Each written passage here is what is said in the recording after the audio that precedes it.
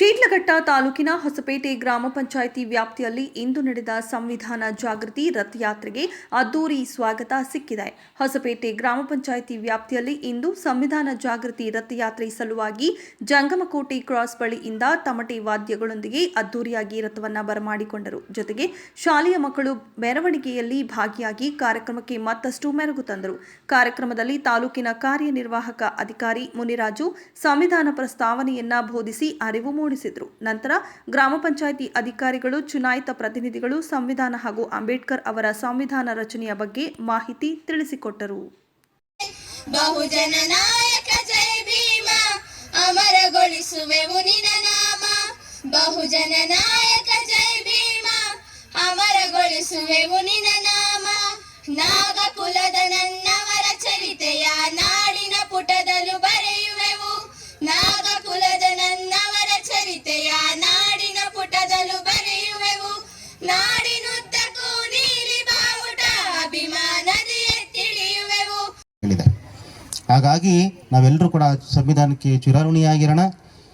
ಈ ಕಾರ್ಯಕ್ರಮದ ಒಂದು ಶ್ರಮ ಸಾರ್ಥಕ ಆಗಬೇಕಂದ್ರೆ ಪ್ರತಿಯೊಬ್ಬರು ಕೂಡ ನಮ್ಮಲ್ಲಿ ಸಂವಿಧಾನದ ಜಾಗೃತಿ ಇರಬೇಕು. ಹಾಗೆಯೇ ಅಂಬೇಡ್ಕರ್ ಅವರು ಎಷ್ಟು ಕಷ್ಟಪಟ್ಟರು ಅನ್ನೋದಕ್ಕೆ ಒಂದು ಉದಾಹರಣೆ ತಮ್ಮ ಹತ್ರ ಇದೆ. ಅಂಬೇಡ್ಕರ್ ಅವ್ರು ನೋಡಿ, ಅವರು ಒಂದೇ ಜನ್ಮದಲ್ಲಿ 100 ಜನ್ಮಕ್ಕಾಗಷ್ಟು ಓದಿಬಿಟ್ರು. ಗೊತ್ತಿದೆಯಾ ನಿಮಗೆ? ಪ್ರಪಂಚದಲ್ಲಿ ಹೆಚ್ಚು ಓದಿದರಲ್ಲಿ ಅಂಬೇಡ್ಕರ್ ಅವರು ಮೊದಲಿಗರು. ಇಡೀ ಪ್ರಪಂಚದಲ್ಲಿ ಅತಿ ಹೆಚ್ಚು ಓದಿರ್ತಕ್ಕಂಥವ್ರಲ್ಲಿ ಅಂಬೇಡ್ಕರ್ ಮೊದಲಿಗರು. ಪ್ರಪಂಚದಲ್ಲಿ ಹೆಚ್ಚು ಜ್ಞಾನ ಇರ್ತಕ್ಕಂಥವರು ಅಂಬೇಡ್ಕರ್ ಅವರು.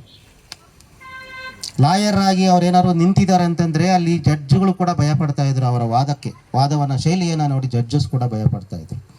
ಆಮೇಲೆ ಅಂಬೇಡ್ಕರ್ ಅವರಿಗೆ ಎಲ್ಲ ವಿಚಾರಗಳಲ್ಲೂ ಕೂಡ ಅಪಾರವಾಗಿರ್ತಕ್ಕಂಥ ಒಂದು ಜ್ಞಾನ ಇರ್ತಾ ಇತ್ತು.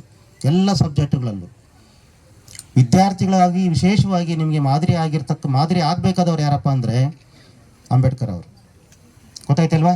ನಾವು ಅಂದ್ಕೊತೀವಿ ನಾವು ಆ ಕಷ್ಟ ಇದೆ, ಈ ಕಷ್ಟ ಇದೆ, ಬಡತನ ಇದೆ, ಇನ್ನೊಂದಿದೆ, ಓದಕ್ಕೆ ಆಗಲ್ಲ ಅಂತ. ಆದರೆ ಅಂಬೇಡ್ಕರ್ ಅವರು ಬಡತನ ಇದ್ದು ಮದುವೆ ಆಗಿ ವಿದೇಶಗಳಲ್ಲಿ ಓದಿ ಜೊತೆಗೆ ಇಷ್ಟೆಲ್ಲ ಇಡೀ ದೇಶವನ್ನು ಸಂಚಾರ ಮಾಡಿ ಇಷ್ಟು ದೊಡ್ಡ ಸಂವಿಧಾನವನ್ನು ರಚನೆ ಮಾಡಿದ್ರು.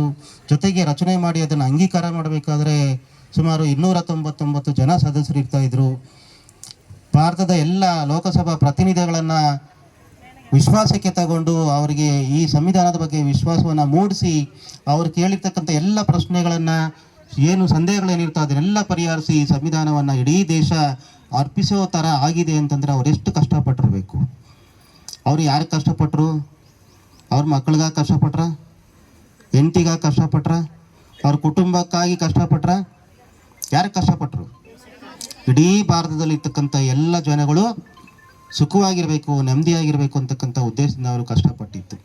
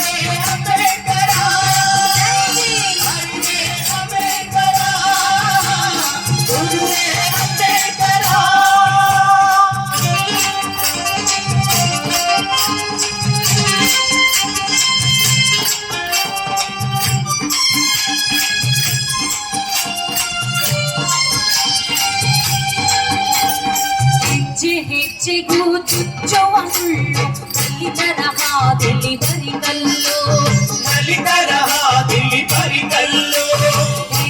ಹೆಚ್ಚೆಗೂ ಚುಚ್ಚುವ ಮುಳ್ಳು ಕಲ್ಲಿತರ ಹಾದಿಲಿ ಬರಿಕಲ್ಲು.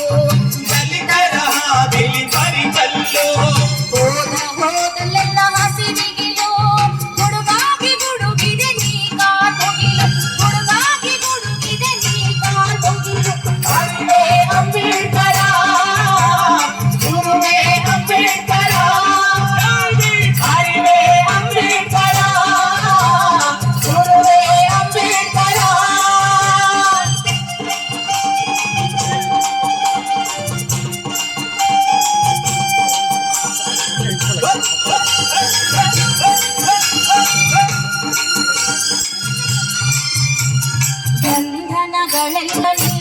ಕಳಚಿದೆ ಕಾರ್ಯಕಾರಣಗಳನ್ನು ಹುಡುಕಿದೆ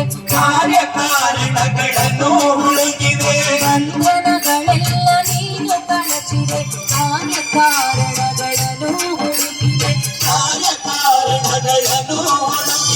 ವಿವೇಕದ ಕಣ್ಣು ತೆರೆಸಿದೆ ಸಂಕ್ರಾಂತಿಯ ಹೊರದೂಡಿದೆ ಸಂಕ್ರಾಂತಿಯ ಹೊರದೂಡಿದೆ ಅಲ್ಲೇ ಅಂಬೇಡ್ಕರ ಗುರುವೇ ಅಂಬೇಡ್ಕರ ಅರಿವೇ ಅಂಬೇಡ್ಕರ ಗುರುವೇ ಅಂಬೇಡ್ಕರ.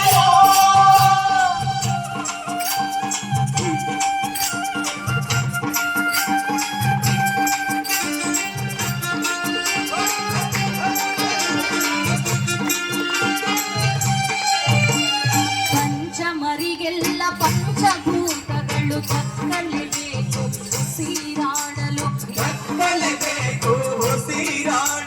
ಪಂಚಮರಿಗೆಲ್ಲ ಪಂಚಭೂತಗಳು ದಕ್ಕಲೇಬೇಕು ಉಸಿರಾಡಲು ಪಂಚಶೀಲ ತತ್ವಗಳು